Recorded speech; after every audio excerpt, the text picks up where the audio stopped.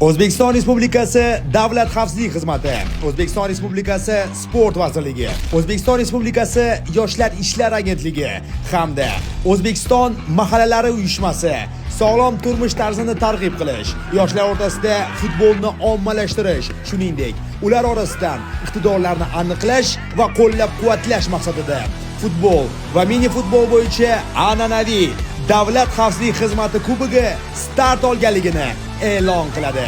16 yoshdan 30 yoshgacha bo'lgan o'g'il bolalar futbol va mini futbol, qizlar esa mini futbol bo'yicha Davlat xavfsizlik xizmati kubogida ishtirok etishlari mumkin. Birinchi bosqich tuman shahar saralash musobaqalari aprel-may oylarida.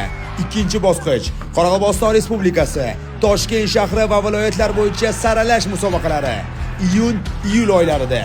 Uchinchi bosqich Respublika final bosqichi musobaqalari avgust oyida bo'lib o'tadi. Sog'lom yoshlar, yangi O'zbekiston kelajagi shiori ostida Davlat xavfsizlik xizmati kubogi 2024-yilda butun respublika bo'ylab 208 ta tuman shaharlardan 19 mingdan ortiq jamoalar hamda 250 mingdan ortiq o'g'il qizlarni birlashtirgan bo'lsa, bu mavsumda yanada kattaroq marralar ko'zlanmoqda. Davlat xavfsizlik xizmati kubogi barcha yoshlar uchun katta imkoniyatdir. Barchangiz faol bo'ling. Biz buni uddaladik, siz ham buni uddalaysiz. Futbol mahalladan boshlanadi. Davlat xavfsizlik xizmati kubogi tinglovchilarimiz uchun katta imkoniyat.